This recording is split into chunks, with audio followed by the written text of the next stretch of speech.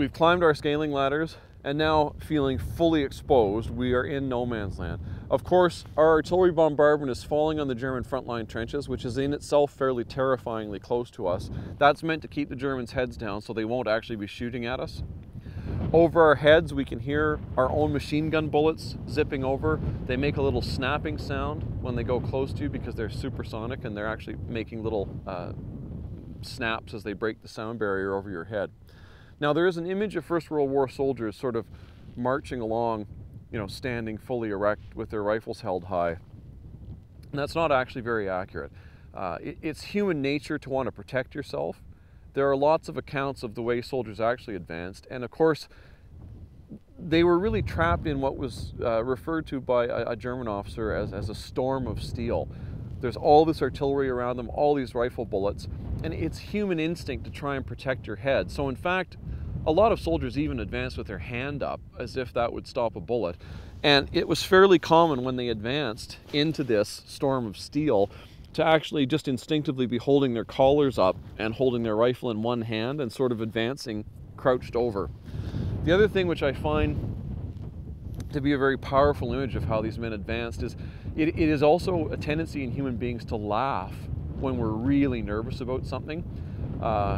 I guess if you imagine you're about to go down a really steep hill on a toboggan as a kid, and you look at your friends and it's that sort of nervous laugh. And that is happening with all these soldiers. They're looking at each other and laughing sort of as if to say, what are we doing here? But they would come out in single file. This is that low wire, that sunk wire entanglement, so we would pick our way through that, hopefully not trip. And somewhere around here, we would reach the near edge of our own barbed wire. Now, there would be a gap cut in the wire for us to run through, and it would be on a zigzag pattern, so hopefully the Germans wouldn't be able to see it and just shoot at it. So we would all run through this, you know, in a zigzag pattern, in single file. And then somewhere here, we'd be coming out of our own wire. Now at this point, the platoons of 40 men would all be lining up into extended file. So 20 guys in the first rank, 20 guys in the second rank.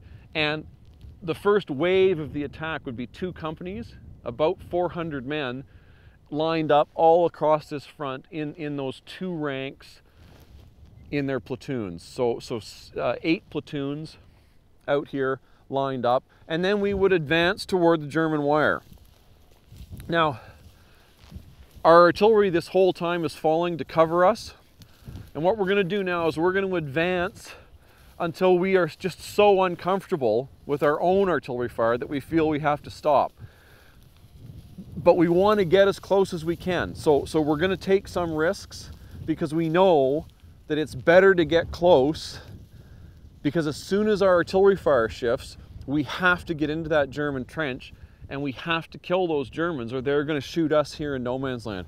So we would keep advancing, and the accounts again are that, you know, the troops, when they got experienced, would be willing to get within maybe 30 yards of our own shrapnel rounds going off, which is very, very close.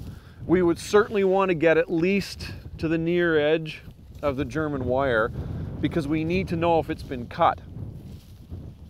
Now the German wire would probably start in this context pretty close to where we're standing.